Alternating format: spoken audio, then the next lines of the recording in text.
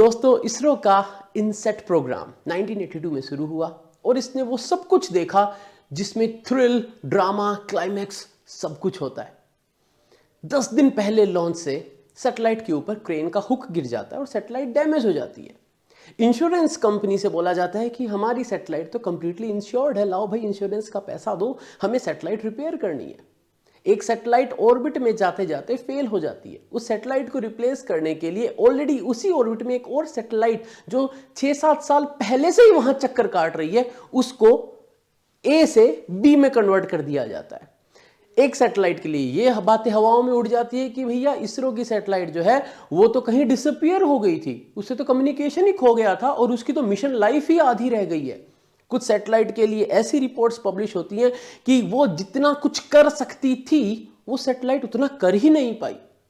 दोस्तों, मैं हूं mentor mentor friend Manish Purohit, I'm a former scientist और अभी आने वाले कुछ ही दिनों में इनसेट 3DS लॉन्च होने वाला है। तो मैंने सोचा क्यों न इसरो के इनसेट प्रोग्राम के ऊपर एक छोटी सी कहानी आप सभी को बता दी जाए। दोस्तों, डिस्क्रिप्शन के अंदर कुछ लिंक आपको मिलेंगे कोर्सेज के। एस्ट्रोनॉमी एंड एस्ट्रोफिजिक्स का कोर्स है, क्वांटम कंप्यूटिंग का कोर्स है। अगर अभी तक एनरोल नहीं किया है तो एक्सप्लोर करो, एनरोल करो। ऐप के ऊपर कोर्सेज अप लाइव है, रनिंग है। चालू करते हैं दोस्तों।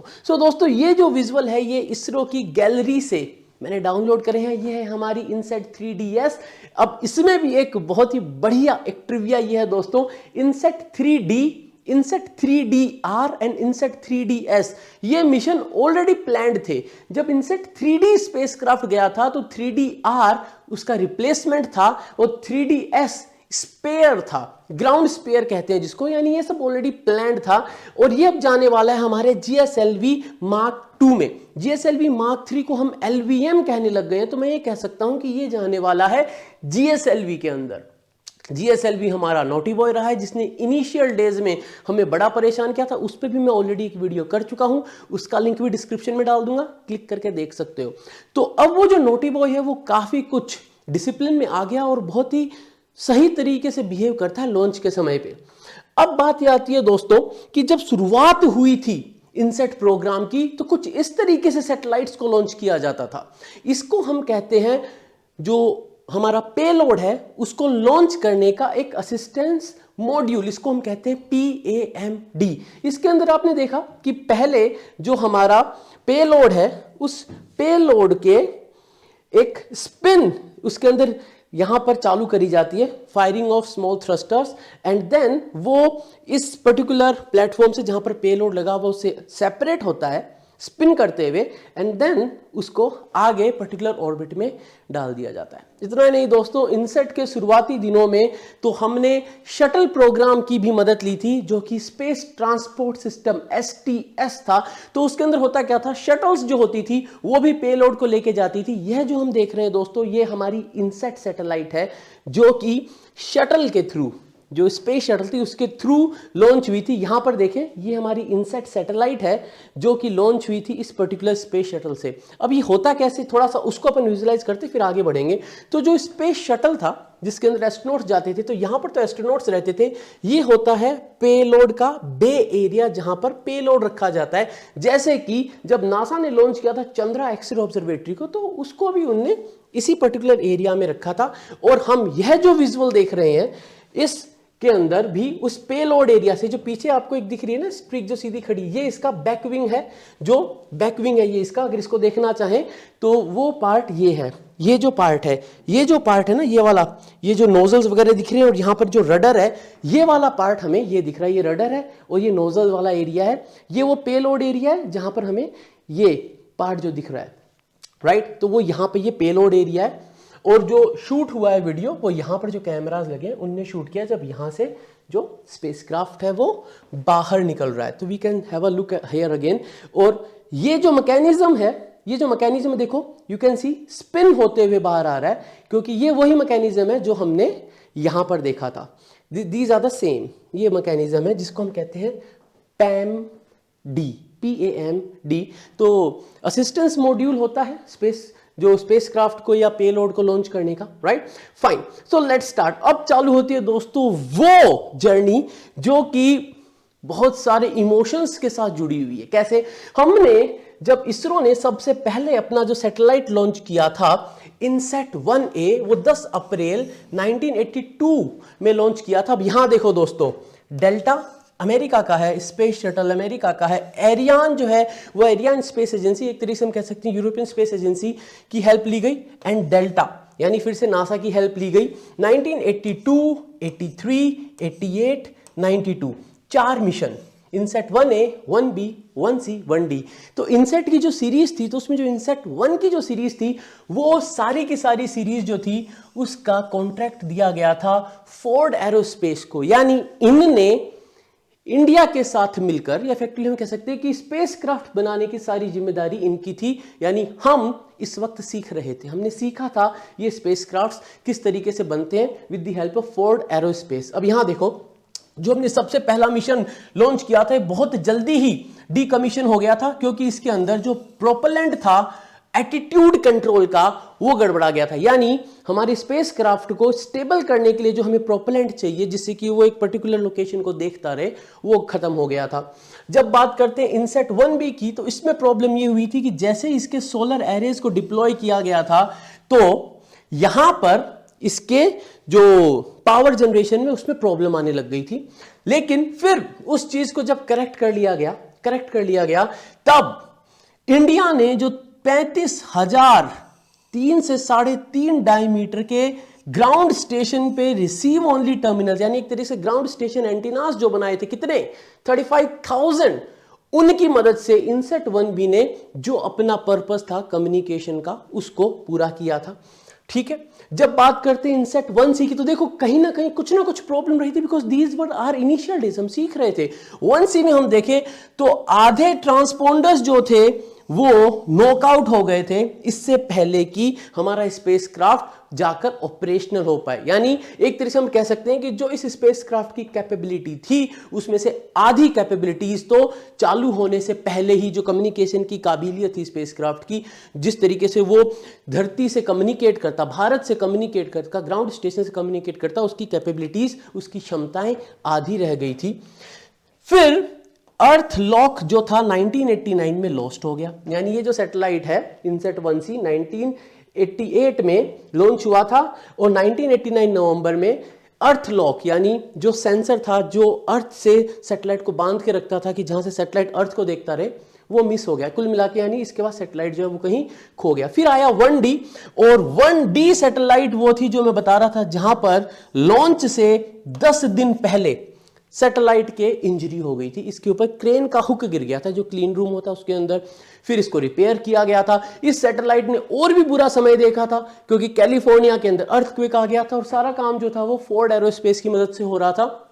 तो 1 सीरीज जो थी, इनसेट 1 सीरीज जो थी, उसमें इसरो ने बहुत कुछ सीखा, इतना कुछ सीखा कि इसके बाद जो नेक्स्ट सीरीज थी, ये सारे के सारे सैटेलाइट्स फिर इसरो ने बनाए, और इसके आगे के जितने भी सैटेलाइट्स बने वो सब इसरो ने बनाए।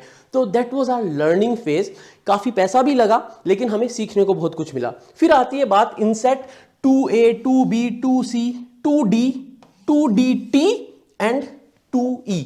ये कुछ सैटेलाइट्स लॉन्च हुए थे इनसेट 2 सीरीज में। अब यहां पर देखो, हमारे पास तब तक वो लॉन्चिंग कैपेबिलिटीज नहीं थी जो हमें चाहिए थी। यानी जितना मास इन सैटेलाइट्स का था, उतने मास को लेकर, और ये सारी सैटेलाइट जानी थी जियो स्टेशनरी ऑर्बिट में, 36,000 किलोमीटर वाली ऑर्बिट में, राइट।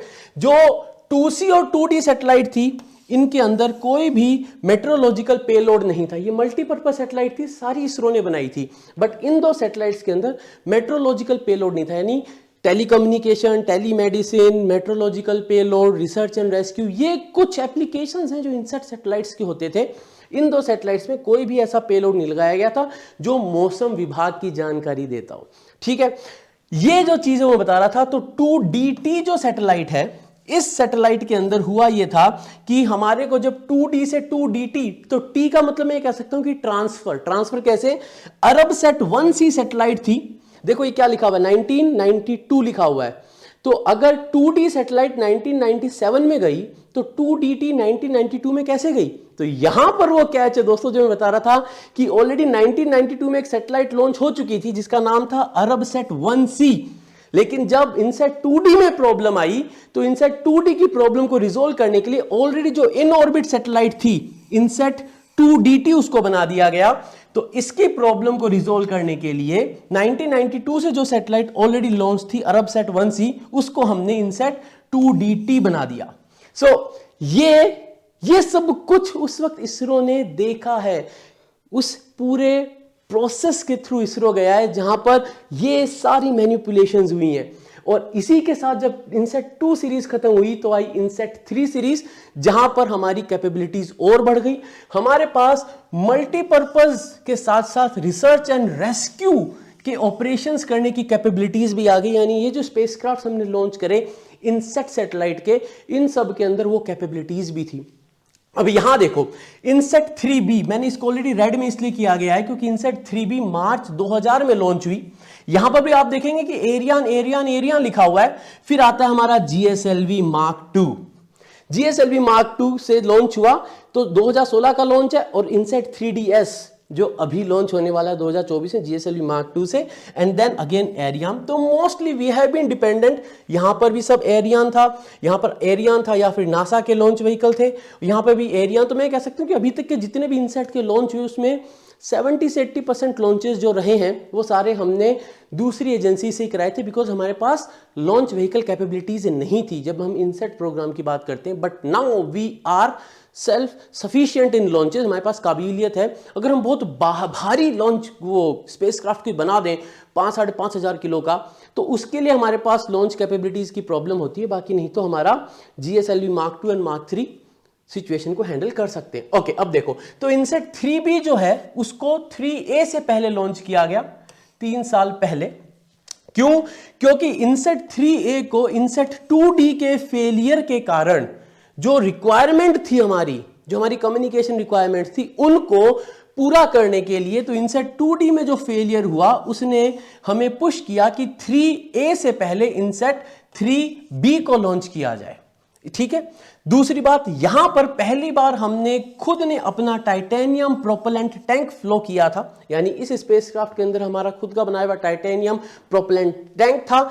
उसकी खास बात यह थी कि वो जो फ्यूल भेज रहा था, प्रोपेलेंट की जो सप्लाई थी, उस सप्लाई को बहुत अच्छे से मैनेज करता था 0G के एनवायरमेंट में, because when you go to the space then gravity का इश्यू रहता है। एक और बात है दोस्तों कि इन सब स्पेस क्राफ्ट में we started using our LAM 440 newton. हाँ, वही जो आदित्य L1 में भी यूज हुआ है, जो मंगलयान में भी यूज हुआ है, वो लिक्विड अपोजी मोटर इन सब मिशंस में भी यूज होने लग गई थी 440 न्यूटन वाली, बिल्कुल वही। तभी तो मैं कह रहा हूं ना कि इसरो के पास जो लेगेसी है वो बहुत भयंकर है। इन सब मिशंस को भी उसी ने चक्कर कटा कटा के अपनी फाइनल ऑर्बिट में पहुंचा है। तो इसरो की वो कैलकुलेशंस बड़ी सटीक रहती है। फिर चाहे वो हमें चंद्रयान 2-3 के टाइम में चाहिए हो, या हमारे को आदित्य L1 या हमारे को मंगलयान के समय में चाहिए थी, हमने वो कैलकुलेशंस बहुत अच्छे से करी थी।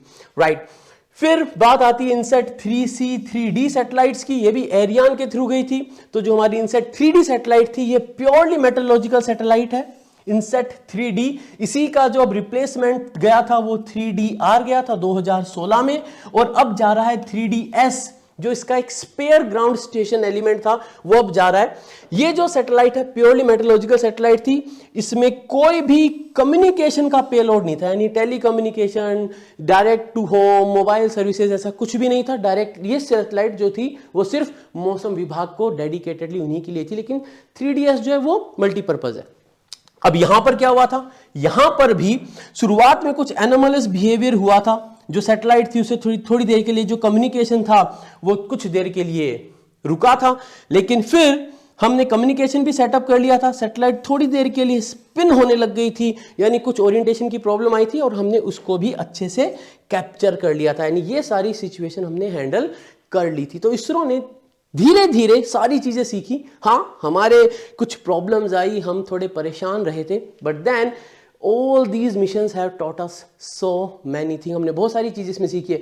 इसी के अंदर तो है एक इनसेट का ही एक मिशन है, जिसके लिए मैं बता रहा था ना, जिसके लिए यह बात भी आई थी कि वो जो मिशन है वो बीच में एक बार के लिए खो गया था, फिर उसकी लाइफ कम हो गई है, वो अब आएगा, वो सारी बातें अब आएगी। अब यहां देखो, तो इसी के साथ हम एक कदम आगे बढ़ाते हैं, इसरो अपनी कैपेबिलिटीज को बढ़ाता है, सैटेलाइट्स का वजन बढ़ जाता है, जो सैटेलाइट्स हैं उनके मास बढ़ जाते हैं, उनकी पावर जनरेशन कैपेबिलिटीज बढ़ जाती है, सोलर पैनल का जो साइज और पावर जनरेशन कैपेबिलिटीज है वो बढ़ जाती है। हम चालू करते हैं 2 किलोवाट से 3 किलोवाट, 4 किलोवाट, और अब हमारे पास 6-6 किलोवाट, 7-7 किलोवाट जनरेट करने वाले जो पावर रिक्वायरमेंट की सैटेलाइट्स हैं वो हम फ्लाई कर रहे हैं। तो we have come a very long way. हम 1000 किलो की सैटेलाइट से आज 3-3, 3,500 किलो तक की सैटेलाइट्स जो है वो बनाने लग गए हैं। वो सैटेलाइट्स ऐसी बनाने लग गए हैं जो कि कंपीट करती हैं, चाइना हो या फिर नासा की जो सैटेलाइट्स हैं जो कि इसी पर्टिकुलर डोमेन में हैं,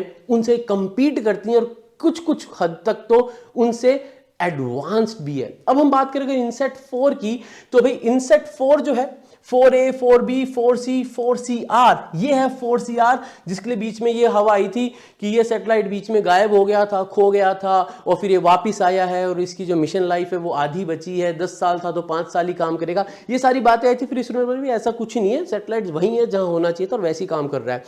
ये जो दिख रहा है दोस्तों यहां पर देखो, इनसेट से जीसेट का ट्रांजिशन यहां हमें दिख रहा है। तो इनसेट 4D से जीसेट 5 बना, बट देन ये जो था ये तो मिशन ही पूरा कॉल ऑफ हो गया था, ये मान लो। ये जो जीसेट 6 और जीसेट 7 हमें दिख रहे हैं, 4E एंड 4F, ये दोनों जो सैटेलाइट्स थे, तो जीसेट 6 जो थी इसके लिए आई थी, ये सैटेलाइट DRDO के साथ थी यह सैटेलाइट, और ये सैटेलाइट अभी भी है। इस सैटेलाइट के लिए तो एक गवर्नमेंट की रिपोर्ट आई थी कि भाई जितनी काबिलियत इस सैटेलाइट में है इनसेट 4E में या जीसेट 6 में, वो उतनी यूज नहीं हुई। क्यों? क्योंकि ग्राउंड स्टेशंस तैयार नहीं हुए थे, एक कंट्रोवर्सी सी क्रिएट हुई थी। लेकिन ठीक है, अभी ये सैटेलाइट इन ऑर्बिट है, और सबसे बड़ी बात यह है कि इस सैटेलाइट का स्ट्रेटेजिक एप्लीकेशन अगर DRDO इन्वॉल्व है तो सारी बातें तो वैसे भी नहीं आ सकती। उसी तरीके से जो जीसेट 7 है, ये सैटेलाइट जो थी ये नेवी, इंडियन नेवी के लिए ये सैटेलाइट जो थी लॉन्च हुई थी, मतलब मोस्टली जो है इंडियन नेवी के लिए डेडिकेटेड थी ये सैटेलाइट जीसेट 7। जीसेट 8 जो सैटेलाइट है एरियन स्पेस से लॉन्च करी गई थी। अब यहां पर वही बात है ना, जब सैटेलाइट्स भारी हैं, when they are heavier than the payload carrying capabilities of our launch vehicle, तो हमें एरियन की मदद लेनी पड़ती है। नहीं तो अगर वजन कम है तो हम हमारे GSLV मार्क 1 यानी वो वाले दिन जब हम हमारे GSLV क्रायो स्टेजेस को डेवलप करे थे, ये उन दिनों की बात है जब क्रायो इंजन डेवलपमेंट चल रहा था इंडिया में, जब इसरो जी जान लगा के अपनी खुद की सेल्फ की जो कैपेबिलिटीज है, जो सेल्फ रिलायंस है, उसको बिल्डअप करना चाह रहा था। तो ये उन दिनों की बात है जब हम ये सैटेलाइट्स को लॉन्च कर रहे थे, इनसेट की जो सैटेलाइट्स थी। अभी इस वक्त दोस्तों जो इनसेट जैसे 4C देखें तो इनसेट 4C जो है उसका रिप्लेसमेंट था इनसेट 4CR, और जो इनसेट 4CR है इसका रिप्लेसमेंट था जीसेट 31। तो अभी हुआ ये है दोस्तों कि अब आप ये मत समझिएगा कि खाली इतनी ही सैटेलाइट्स जो है इसरो ने लॉन्च करी है। इसरो अभी इनसेट 3DS लॉन्च कर रहा है, लेकिन जीसेट सैटेलाइट्स इसरो लॉन्च करने लग चुका है। यहां पे देखो, ये जो जीसेट की मैं बात कर रहा हूं, ये जीसेट 30, जीसेट 31 ये सैटेलाइट्स है, जीसेट 17, जीसेट 18। तो जीसेट सैटेलाइट्स इसरो आजकल ज्यादा लॉन्च करता है। तो ऐसा मत सोचना कि इतनी ही सैटेलाइट्स इसरो ने लॉन्च करी है। अब ये जो सारी सैटेलाइट्स हैं, तो इन सैटेलाइट्स की खास बात क्या है? जब हमने सैटेलाइट्स लॉन्च करनी चालू करी तो ये सैटेलाइट्स टेलीकम्युनिकेशन के लिए थी, डायरेक्ट टू होम, मोबाइल के थ्रू ज़्यादा डेटा रेट पे मोबाइल का डेटा ट्रांसफर होना, ये सारी चीज़ें जो थी उनकी कैपेबिलिटीज़ बढ़ाना, टेलीकम्युनिकेशन की कैपेबिलिटीज़ को बढ़ाना, इन सारी चीज़ों को हमने इन पर्टिकुलर सैटेलाइट्स के थ्रू अचीव किया। अब अगर इस पूरी ड्यूरेशन को देखें तो इट स्टार्टेड इन 1982 जब इनसेट प्रोग्राम चालू हुआ था।